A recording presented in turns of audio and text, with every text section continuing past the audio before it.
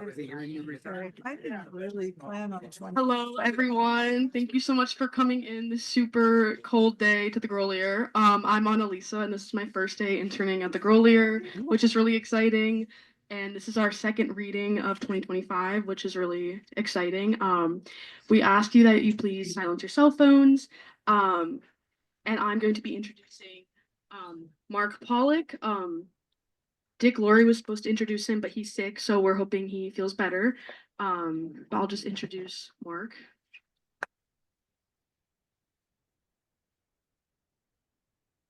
Mark Pawlak is the author of 9 poetry collections, most recently Reconnaissance, New and Selected Poems and Poetic Journals, and the editor of 6 anthologies. His work has been translated into German, Japanese, Polish, and Spanish, and has been performed at Teatr Polski in Warsaw. In English, his poems and prose have appeared widely in anthologies such as The Best American Poetry, Blood to Remember, American Poets on the Holocaust, For the Time Being, the Bootstrap Anthology of Poetic Journals, and in the literary magazines New American Writing, Mother Jones, Poetry South, The St. Anne's Review, and The World, among many others. His latest publication is the book-length memoir My Deniversity, Knowing Denise Levertov, published by Mad Hat Press in 2021. Pawlak lives in Cambridge, Massachusetts, and is co-editor of Hanging Loose, one of the country's longest-lived and most influential literary presses. Everyone give it up for Mark. Can you give me a glass of, put a glass of water though? Or something? Yeah.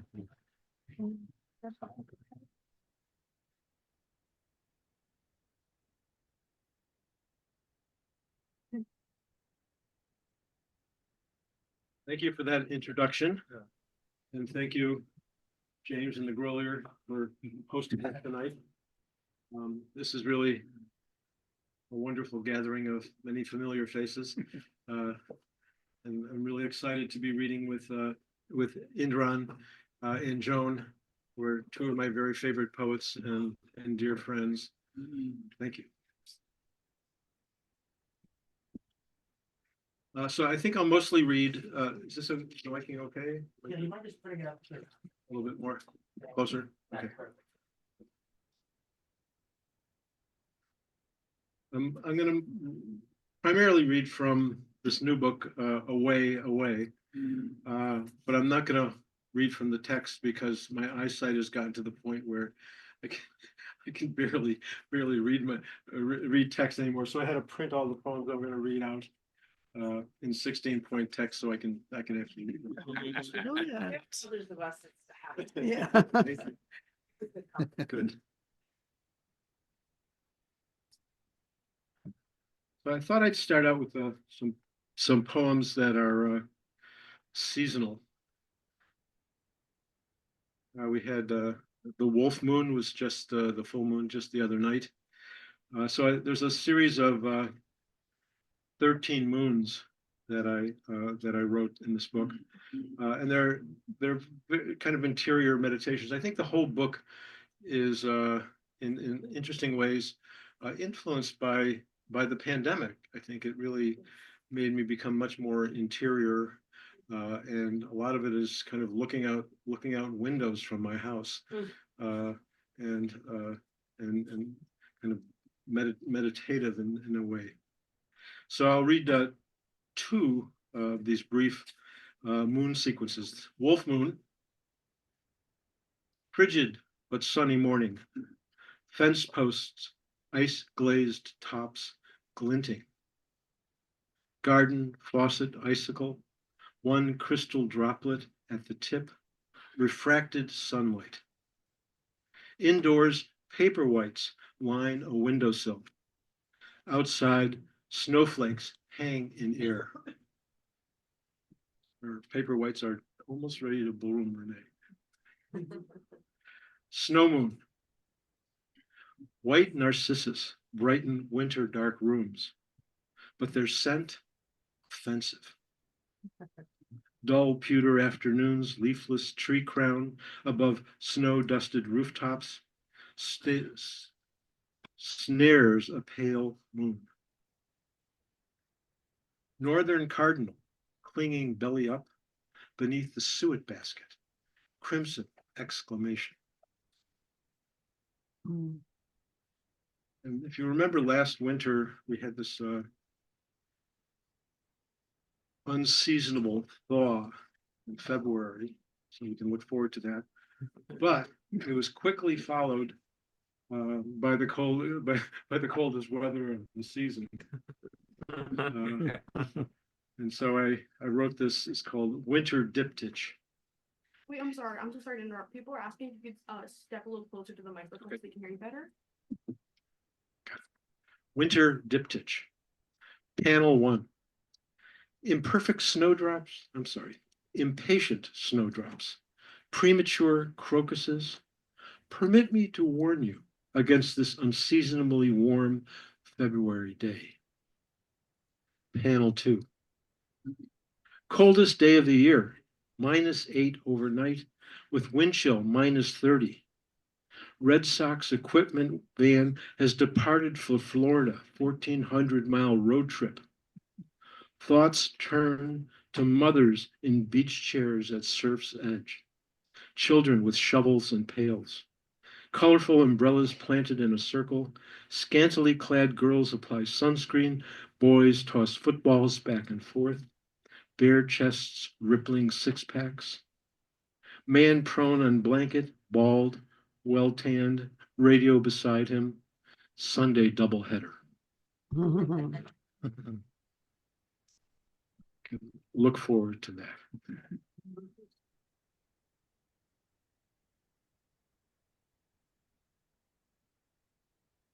So, as I said, this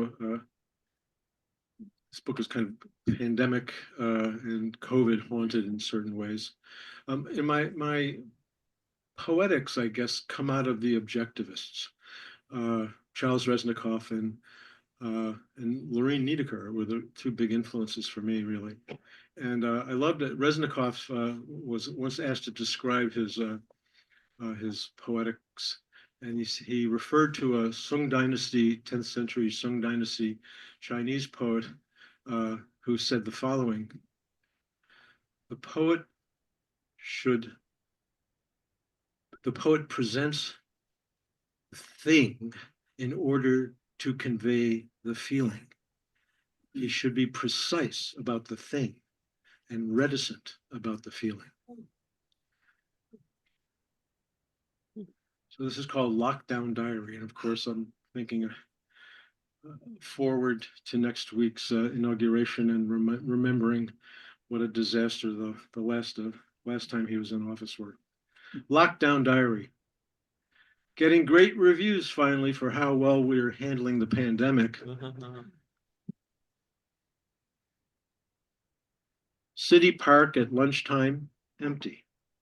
Bench and shade taped caution yellow. One man, sneakers unlaced, asleep on it. Across post office lobby floor, line of stenciled footprints, each matching yellow pair, separated from the next, giant steps. Window shades pulled, curtains closed, yard overgrown, dandelions and crabgrass. On front walk leading to street, a blue surgical mask discarded. Drawn blinds, pulled down grates, shuttered banks and bookstores, shops, cafe chairs on outdoor tables, chained, locked. Protest poster. Give me liberty or give me COVID. Trees budding, if not already leafed. Warbler migration near Spring Peak. Outside cemetery's barred gate. One lone birder, field glasses raised. Avenue where commuters once idled in rush hour traffic, shirtless joggers now, bike riders in tank tops, inline skaters, colorful bandana face coverings.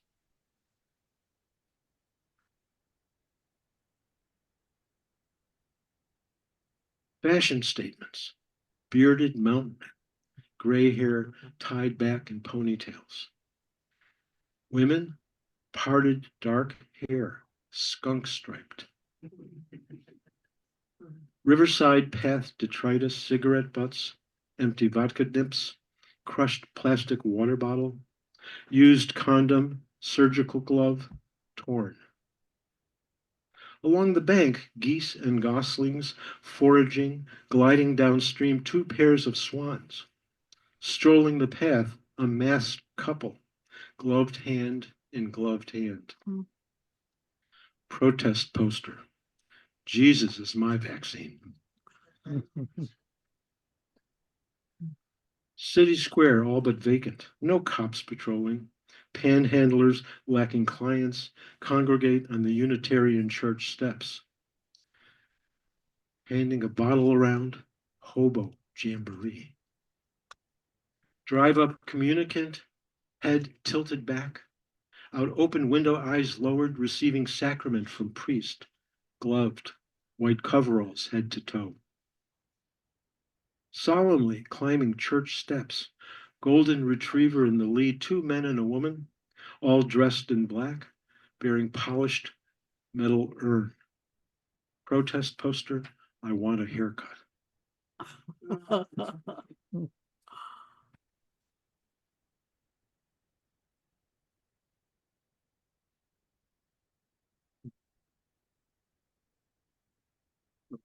A little bit of a change of tone here. This poem titled Marx Said, Carl, that is. Nice. So the first line is the title. Marx said, all that is solid melts into air. All that is sacred is profaned. Meaning old neighborhoods suffer decline or utter change. Save more discount liquors, gone. Advertised wine for Mother's Day, you drove her to it. But some things remain. The after-hour diners, the street corner watering holes. Hurricane Betty's landmark strip club still offers nude dancing, although its signage has changed. Although its signage has been updated, changing the world one lap dance at a time.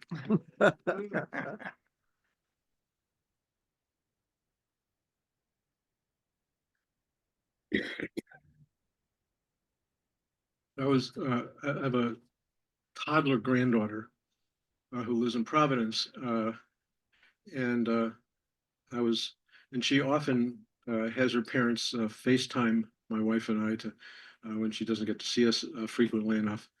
And I was reading her Curious George. She had a copy of Curious George, and we encountered the telephone, the Bakelite, black Bakelite dial telephone.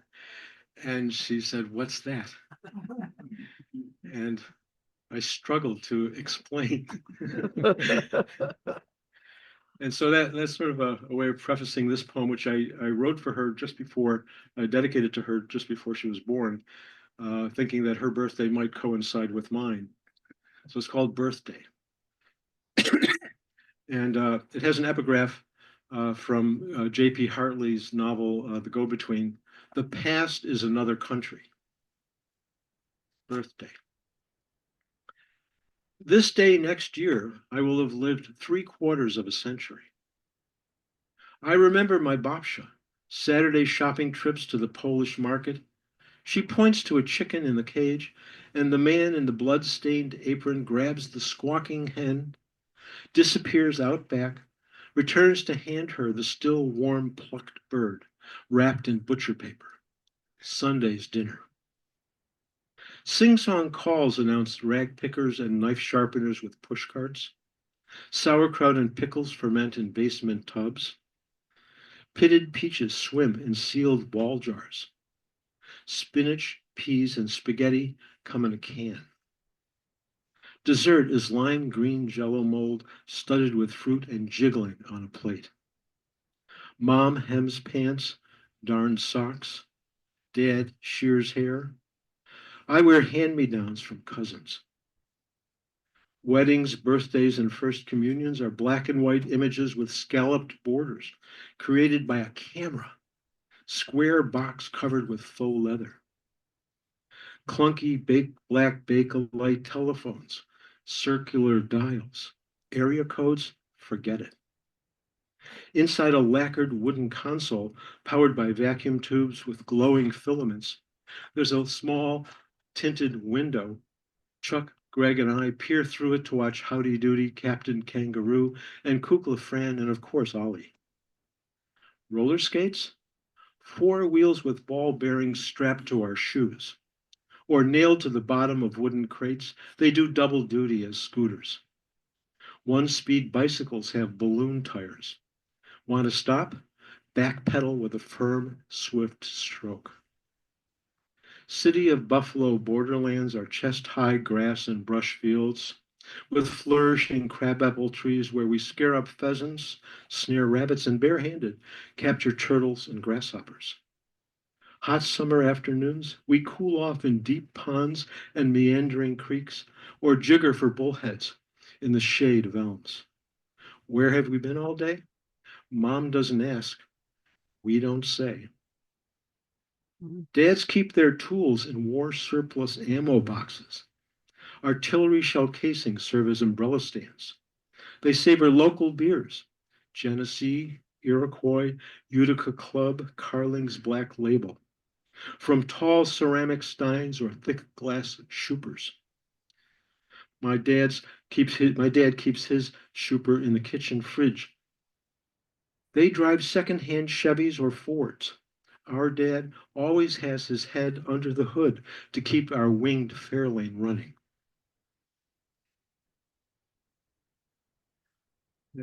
I'm going to finish with, so I've been recently writing poems. You know, you don't know where your poems come from sometimes. They just announce themselves and you just accept it. And so I have, as you may have noticed from the last poem, my ancestors come from Poland and the Polish-Ukrainian border region. One of my grandfathers came from Lvov, which is now Lviv, in Ukraine, and that borderland where the war is currently ongoing, the Russian invasion, was called by Timothy Snyder in his recent book, The Bloodlands, because of its recent history from 1930s through the end of the Second World War. Something like 14 million people were killed there. So it's really the Bloodlands. And so I've been kind of obsessed with the war in Ukraine. And so a series of poems has emerged. It's quite unexpectedly, really. And so I've just gone with it. So this is called Domicile, Kharkiv, 2024. Table and chairs, sofa. Jean Danny or Jean Danny Joachim? I'm sorry. Sorry. Punches. Got it? Yeah.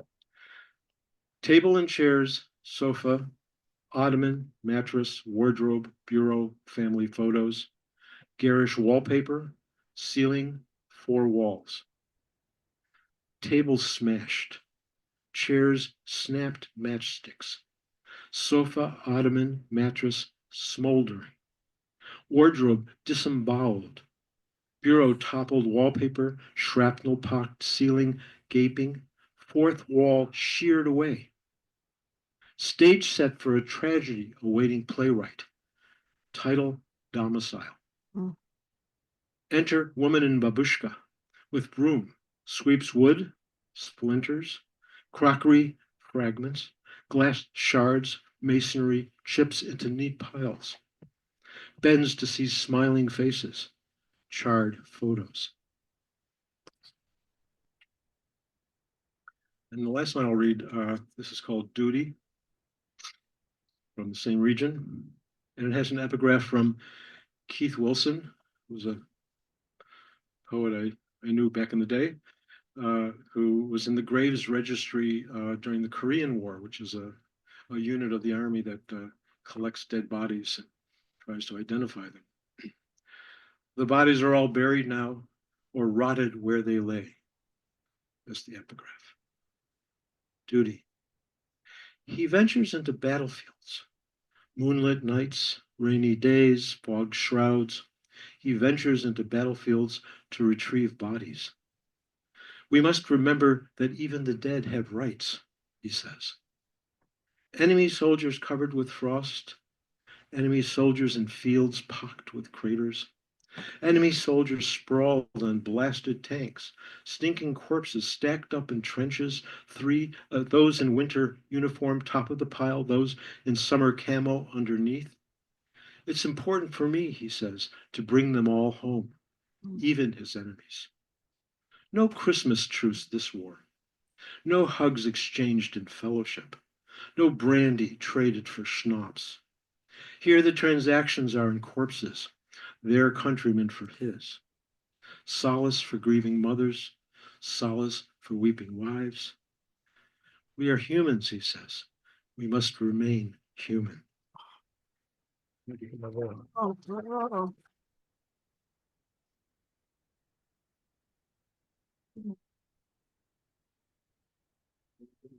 Indran.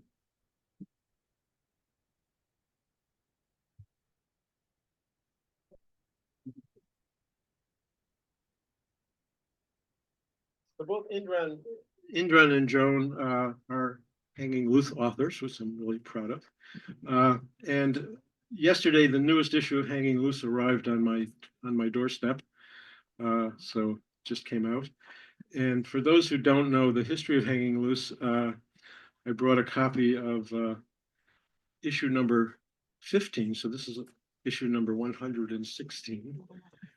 Issue number 15 came out in 1971. And in those days, Hanging Loose was literally loose pages in an envelope with art. So we hung loose. And that went on for about 26 to 28 issues. A little history there. So Indran Amirthanayagam, a poet who writes in so many languages, is just daunting to think about it. He's a poet and editor, publisher and translator. So in fact, all three of us are really poets, editors, and publishers at one point in our lives. And he's also a translator, a YouTube host, and a former diplomat.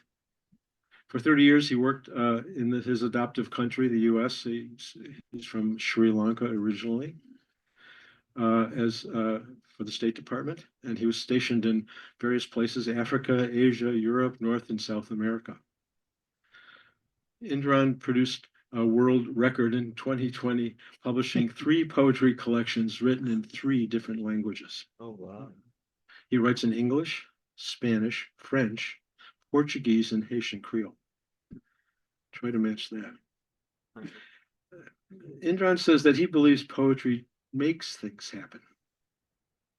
He's published 24 poetry books. Seer is his newest from Hanging Loose Press.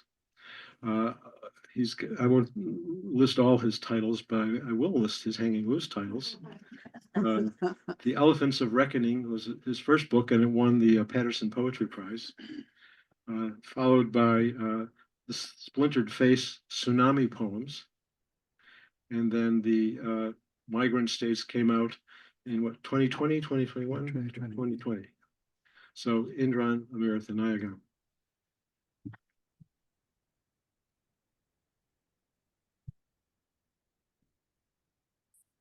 Thank you very much. I've never been able to afford a publicist, so I wrote that copy about the world record, so please forgive me. The publicist would have advised me not to say that, It doesn't look right. It's a bit unseemly to say such things about oneself. I have no idea what a world record is in poetry, but it survives. You're a contender for I'm sure. a contender. And I'm so grateful to read here. I read here back in 1993 with my first book, The Elephants of Reckoning, and Mark was there, and Dick, and it's just, of course, a lot of nostalgia for me to come back to Grolier. Thank you, James, for reviving this amazing bookstore. So I'll read now. I'm a bit of I need assistance, so I have a few different books. I'm not going to read all of them. Anyway, Seer, the new book. My mother passed away just within the last year, January 25th of last year, and And she appears in this book in various ways. And of course, I shared the pandemic with her at home in Rockville. And so I'll begin with Mother in Tongues. Mother has gone back to the kitchen where she needs 2 pounds of cardamom, a cup of cloves. She will make love cake again. This is Christmas in January, and she is visiting her daughter in California. Where are you, Mummy? In Templeton. Who am I? Indran. On Tuesday evening, her body burning, she began to speak in tongues, to invoke the Holy Spirit. Taklata, taklata, taitata, taitata. We called 911. Ambulance and paramedics came, along with 2 fire trucks. I've become expert in friendships between these groups of first responders in America, where more elements give security, jack up costs. In America, where we move to live, then die. America, taklata, taklata, taitata, taitata. Mother's wishes. I want 6 Eden Pure fans, 20 pounds of cashew nuts, $2,000 in cash, 1,000 of which to be given to the church for its annual appeal. I want you to write to your brother, have him call me. I need money, also a checkbook. I want to paint the patio, fix the carpet on the landing. I want to go to Lourdes. I would like every grandchild to keep receiving a birthday present every year from me. I want Bupsy to get a little extra. I want Sissy to be given shares. I want Ravantha to have chocolates and nuts. And I want to powder my face at my own pace and without interruption. Now tell me, what can you do besides arguing for the other side?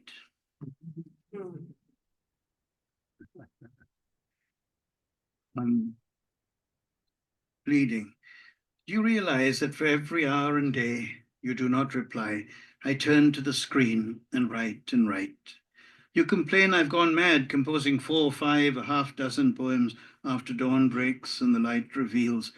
But what tower are you building in the desert away from the prying eyes of everybody, except those of God who wanders about with his measuring tape, assessing your progress against that last attempt which unleashed all the languages? Your silence is not golden.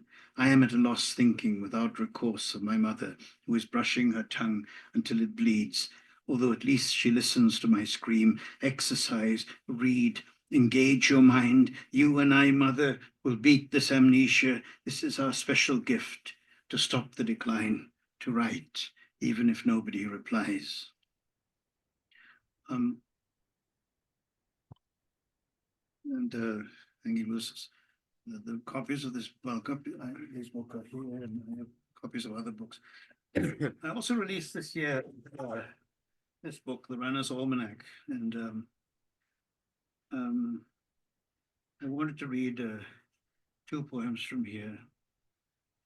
One is called Strider.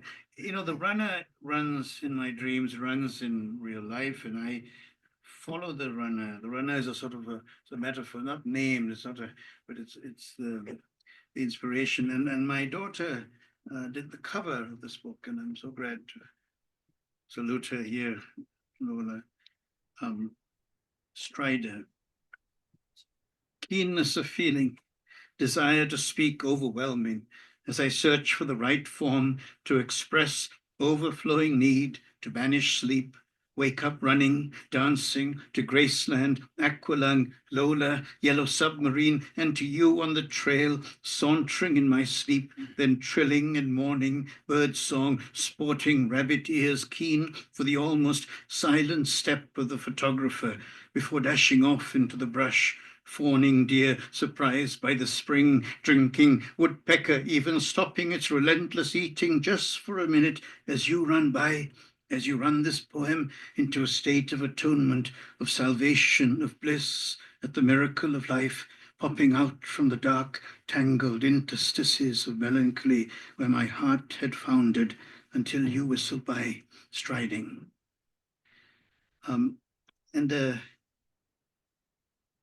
You know, I come from Sri Lanka. I'm a Tamil, actually, from Ceylon. the old name for the island. I find that name to be a more honest name because at least I associate it with a more pacific time in the history of the island. And so inevitably my poetry is full of nostalgia for that Eden that we all have and have left behind. And it's all about migration. A.K. Ramanujan called very kindly my first book, Welcome to the Poetry of Migration. And that phrase has stuck with me throughout my life, the poetry of migration. Dick is not here tonight, but he liked this particular poet. I thought I'd read it. Goodbye, sweet coconut. Goodbye, sweet coconut, lick of water, scoop of flesh, cutting, husking at the roadside stand on the way north. Mid-morning thirst satisfied, sun-blessed skin in the faraway isle, brilliant waking, memories vitamin coursing in the blood.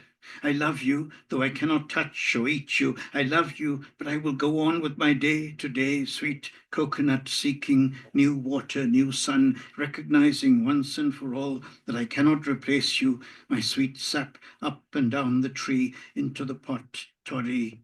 And on this east coast of the United States, near the Chesapeake Bay, I say out loud words I need to let you go, to let you go.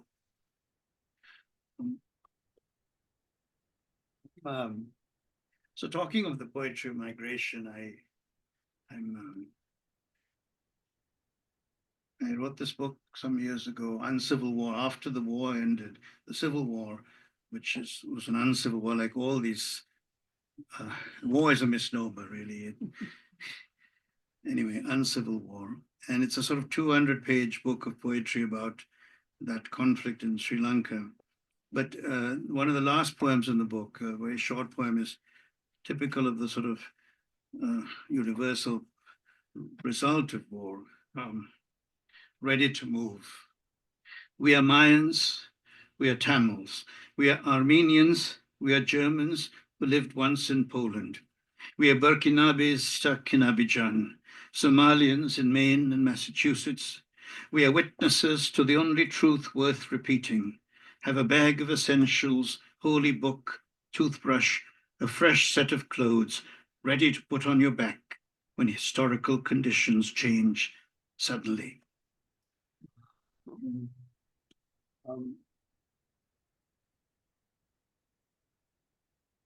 I'm giving a little sampler, like a DJ or something.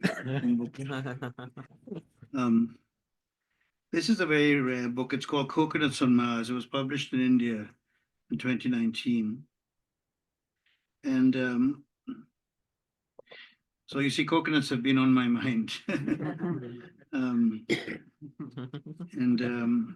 You know, they travel. I mean, that's how they migrate, coconuts, right? From one continent to the other. This poem is called Living Will. I haven't written the Living Will yet, but anyway, I wrote the poem some years ago. One day I will sit down with my soul and write that I've loved every bird that flew, every monkey on the branch, every elephant charging through the grass. I will say I love you as much as the baby gecko scampering past my foot, the snake rustling under the wood cut and stacked in my yard. I will say I have loved every creature, every song, every turn in the road, and I will be lying with my eyes open and my eyes closed. I am not God. I'm not even the dog loyal to his master who misses him blind like his daughter in Nima, which I call at night until the next time we meet in dreams via chat cheek to cheek, remembering always that in paradise there are no trains or roads or seas or death, no going away, no arriving, doors and garden open, souls who come and go, smiling, and all the angels, all birds, all dolphins, all men and women in song, dancing, and why not reciting the Song of Solomon, the epic poems, the love songs that consoled when we set off on the roads, hopped on trains and aeroplanes, got caught in traffic in our head, said goodbye before saying hello. Did I know you down there? You were the greengrocer I walked past going to school in London. Oh, my dear, how beautiful you are, Pauline, with ripe red hair, who shared the religion prize with me at St. Vincent's on Blandford Street. But you may be alive still, and I'm not ready to meet my maker, to be plucked from the cycle of rebirth. Not yet. I have poems to compose, children to raise, earth to cultivate. Come back later, Angel. I have my will to revise. So I'm not sure how I'm doing on time, but I could read maybe 2 more poems. Sure.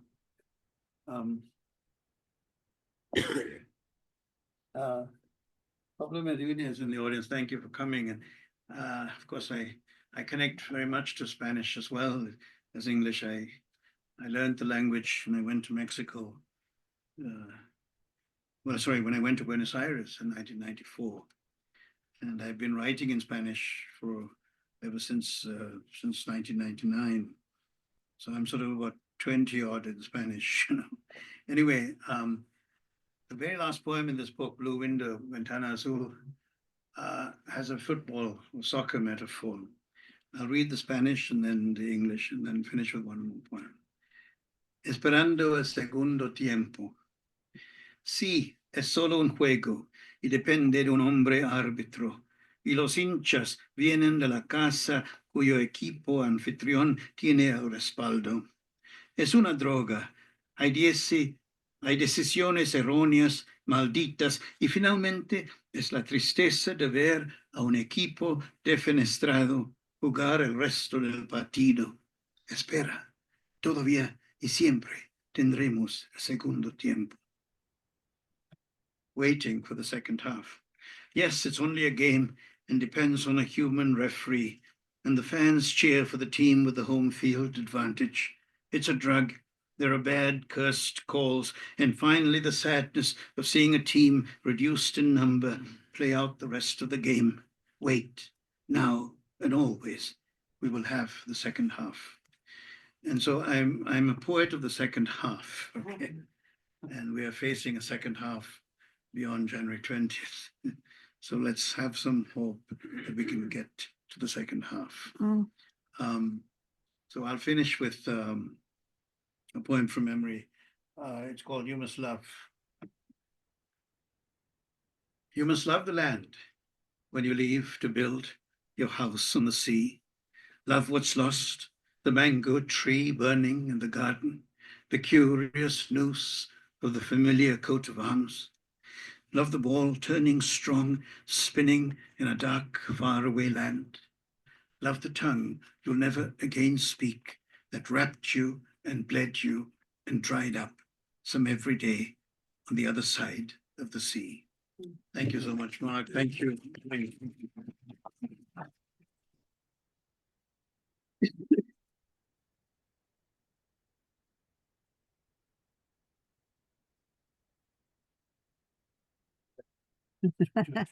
Jessica.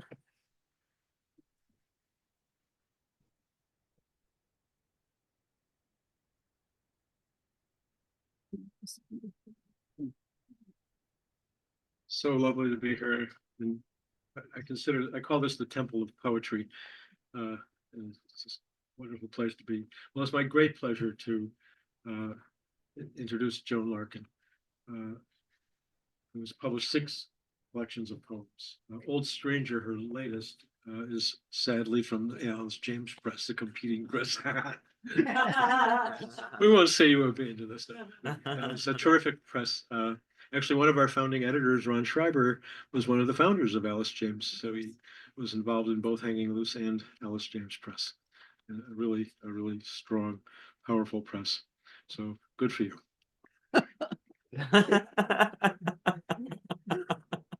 Joan says that she's grateful to independent bookstores and presses for keeping poetry alive. Back in 1975, she co-founded the press called Out and Out Books, which is a really important press at the time, with other women poets. That was how she met Bob Hirshon, one of our founding editors who passed away in 2021. Bob was managing the print center in Brooklyn, and he and Frank Murphy printed her very first book, Housework. It was typed on an IBM Selectric, so this is a nostalgia moment here. An IBM Selectric with correction ribbon, state of the art at the time, and pasted up on an improvised light table with so-called light intensity lamp under a sheet of plastic. 4 decades later, she says she's grateful to still be close to the extended hanging loose family. So we have a technology nostalgia moment tonight. Thank you. Joe's previous books include My Body, New and Selected Poems, winner of the Publishing Triangle's Audrey Lorde Award, and Blue Hanneman, both of which were published by Hanging Loose Press. She teaches poetry and lives right now in New Jersey, but she's grew up in Boston area. Has lived in various parts of Massachusetts, Tucson, Arizona, and for a long time in Brooklyn, of course. Her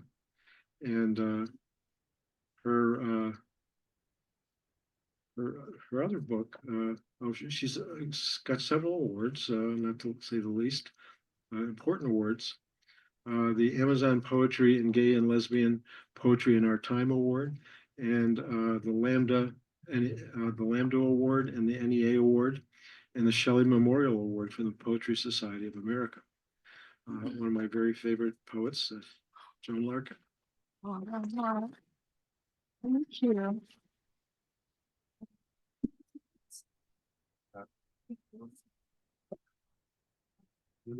Oh my goodness. Now I can see you all. This is amazing. It is indeed the temple of poetry. It's so wonderful to be here, surrounded by. So I'm mainly going to read from Old Stranger, the book from the competing press. What do I need to do? Lower it? Lower. Yeah. Is this better? Can you hear me in the last row? Yes. Yeah, okay, thanks. But I thought I'd read one poem from each of the Hanging Loose books. And I've been thinking about, I better look and see what time it is. So Don't worry about it. Don't worry about it, okay. That's my job, my mother used to say, worrying. So I've been thinking about journeys and cold weather. This is a short poem called Trough that's written in memory of Miklos Radnoti, who was murdered in a forced march in 1944. And later when his wife, when he was exhumed from, his body was exhumed from the grave, his wife found in the pocket of his jacket his last poems written on this forced march. Anyway, now I've told you everything that's in the poem. Okay. Oh, no, I haven't. This will be probably the longest of my intros to a very short poem. But the opening image came from having seen a film about Radnoti's life at the Museum of Jewish Heritage in Manhattan, where there are these long fountains that are just rectangular fountains, and it was fall, so there were leaves that had fallen into the fountain. Okay, enough of that. All right, Trough. Long block, black stone, the brimming slab. Bitter red and copper seep into us and into the small notebook in his coat. Still undissolved poems in bread-bought pencil, fused to each other with blood and body fluids in soaked dirt of a mass grave. And this is from My Body, New and Selected Poems. And it's about a different kind of journey. My maternal grandmother was here in Boston, was on her way to the hospital and gave my mother a gift that was a burden for the rest of her life. The door. You too had a mother, her swollen feet laced into Oxfords, braids wound and skewered that day she left for the hospital and turned at the door. Celia, take care of the baby.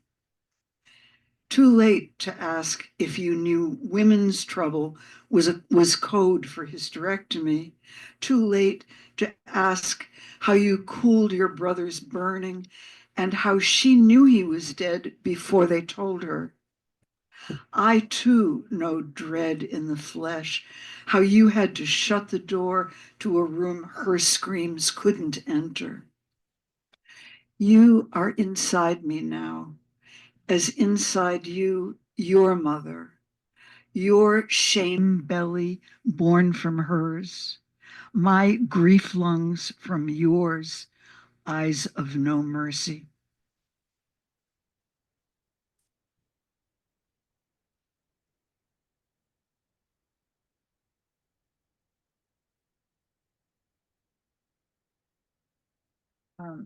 Girls Department is the first poem in Old Stranger, and it's inspired by a memory of, does Jordan's basement still exist? No, okay. And Filene's was also it. They're both in back of this poem. Girls Department. I stared at my shameful flesh in the three-way mirror. Mother, my guide, my witness, pinched me between her fingers, thinking aloud. Could she work with the skimpy seam allowance? Get it to fit? My model thin cousin Nancy sent me a box of hand-me-downs, soft wool skirts, an orchid sweater set a size too small, another girl's raiment. My sister meant well, mother instructed, then took me to Brigham's for a treat. Hot fudge melted breast-like pyramids of peppermint stick ice cream, and I crunched the small, clear candies. I sang in a talent contest once, Indian love call in a green tulle gown mother grabbed from a bin. She had an eye for a bargain. She took up the hem. Some of the images in Mark's poems took me back to that era of, hand-me-downs from the relatives and darning needles. Somebody recently shocked me by saying, when I talked about my mother darning a sock, and she said, "What's that?" So much like the telephone. I'm going to read next. Chain of events. It started with being in nothingness and hiding a pack of Luckies in my school bag, tucking a matchbook in front without tearing the cellophane. I risked taking the streetcar downtown late at night. Did they never hear me? And basked in the gleam of Herb Pomeroy's band and the tang of underage vodka in orange juice. I quit sleeping in metal curlers, told everyone I was an existentialist, though I kept wearing my Peter Pan collar and gold tone circle pin almost right up to the night of the abortion. I gave up on the straggly page boy. I think that was part of what mother meant when she screamed, "Where did I go wrong?" Maybe some of you know mothers who read from that same script. I don't know where they get it. Okay, these are too heavy. All at once. Excuse me. The title moves into the first line, and I've forgotten what the name for that is. All at once, I bent double. Sounds came out of me. No way to stop the dark flood soaking into the passenger seat. More blood than a period, and too late. My wax white bridal dress, your friend's cello in the echoey chapel already behind us. parents receding like the road in our rearview mirror. My wet skirt stuck to the seat, that breathtaking fist of pain when the thickened wall I couldn't see shed its unbreathing ball of cells as if it had made a decision, something I shrank from in my somnambulist life. Unless we count the times I've cut and run, I still see you speechless behind the wheel, jaw clenched as you swerve toward the lit Esso station. Last chance for a long stretch of miles. I went to a Quaker college where there were many folk festivals, and the various members of the Seeger family used to come, and we would lie around on the lawn in front of the main building, you know, listening to whichever one of them was serenading us. Odetta came to collection, which was what the assembly was called. This is called Banjo Dulcimer Fiddle. Face resting in my palm, I stretched out long on the green lawn, listening. Not listening so much as loving how air shivered and sorrow was a tune, a light index finger downstroke, a sly joke, a note that repeated. My mind twanged with it, grass trembled and shone, banjo, dulcimer, fiddle, singing my story. Hush, listen. This song has 1,000 verses.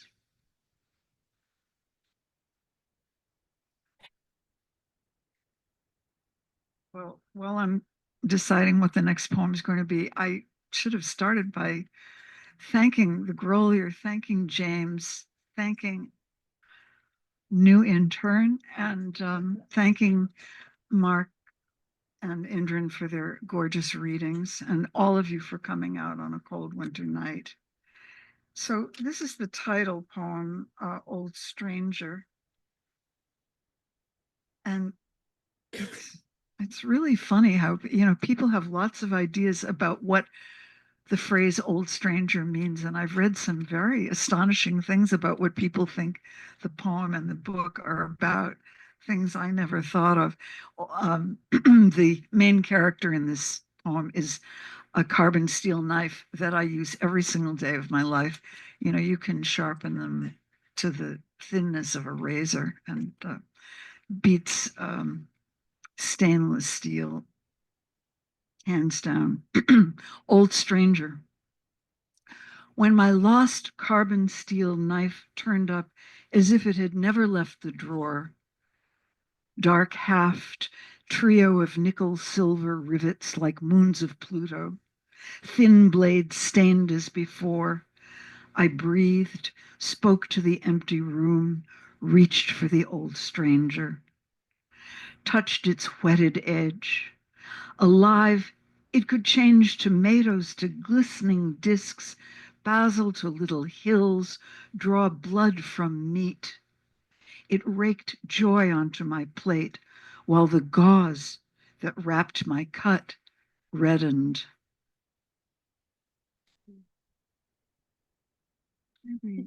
Maybe a few more. Fangtooth snake eel. This is a creature that really exists. No kidding. You can look it up on your friend Google.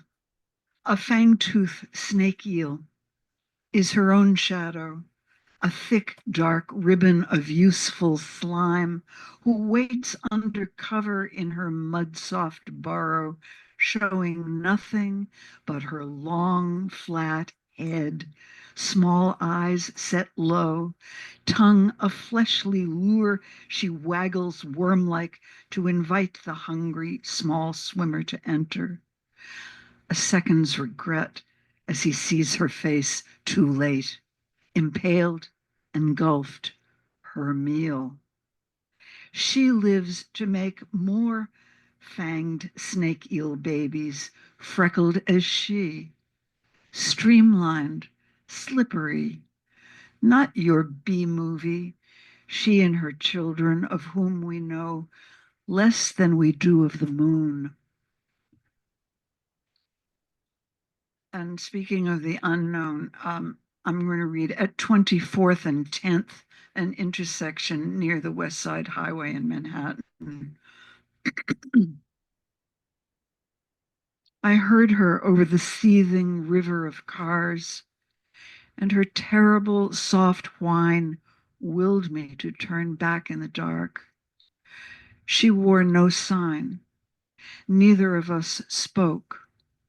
Willing, unwilling, my hand reached, and I saw her eyes, her open mouth, the shroud she stood wrapped in at the curb, her cupped hand steady in November wind that was shaking a scaffold. And I'm going to read one more. I guess I'll read the last poem from Old Stranger, White Pine. And the speaker in this poem, you'll immediately know who that is, since the I in these poems is always I. What was I going to tell you about that? Oh, yeah. She's walking with a cane. Thanks to a wonderful podiatrist, that cane is now in the closet. It hasn't been taken out for a year. White Pine. Walking to the studio, cane printing the dirt. I see you rising from a thicket, ragged ferns at your foot, deep grooves in your bark, around you a cloud of needles. High on your trunk, 2 moons like scars of sheared off breasts where the chainsaw whined and sap oozed from the wound. Below them, a dark, articulate slit, dead and living in one body. Your cones, open in warm air, give winged seeds to the wind, enough for a forest. Death poem, wait. Joan, keep walking. Thank you.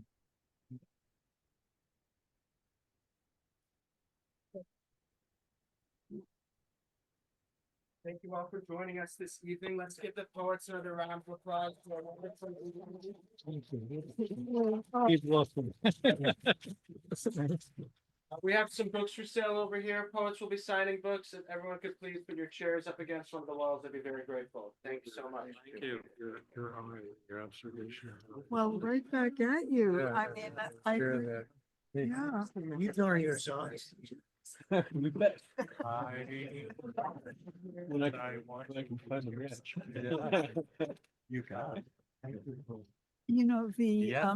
that I was just about to ask. I'm not seeing- quotation you read Yes, is I would love the to. In fact, I think epigraph for the Penguin this is so edition surprising of that the Paterson Poetry poets of the late that I Penguin. No, yes. And Grace, because I was took a in fact class reading with Leonard Grace Wool's Paley Campaign. about Okay. 56 years ago, and she read that to us Yeah. and read it with what follows what you quoted about stirring the, you know. And I've used that quote over and over teaching poetry.